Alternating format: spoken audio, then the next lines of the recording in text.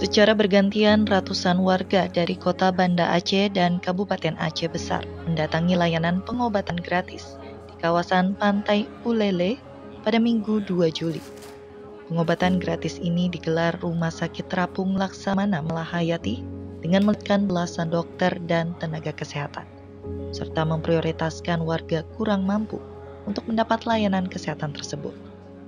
Warga yang datang juga dapat berkonsultasi langsung dengan dokter yang bertugas dan menyampaikan keluhan kesehatan yang dialaminya. Menurut salah seorang dokter bernama Fajar, ada sejumlah layanan kesehatan yang dibuka pada kegiatan tersebut, mulai dari pemeriksaan tekanan darah hingga sunatan massal menggunakan laser.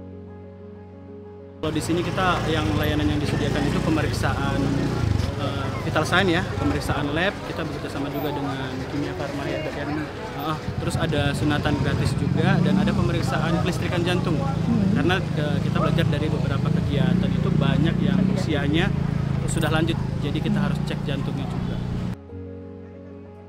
Para warga yang datang secara bergantian terlihat antusias untuk mendapat layanan pengobatan gratis tersebut. Bahkan tak sedikit dari mereka membawa anak-anak agar turut mendapat pemeriksaan kesehatan.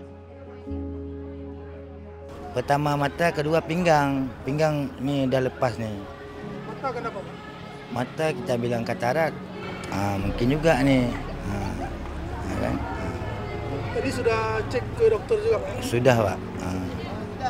Berobat ada DM, ada lambung, ada gula. Ada kolesterol, salah bilang. Lalu gimana Bu tanggapannya dengan pengobatan gratis ini? Kemarin kan memang agak kebas badan kan, begitu minum obat ada terasa enak.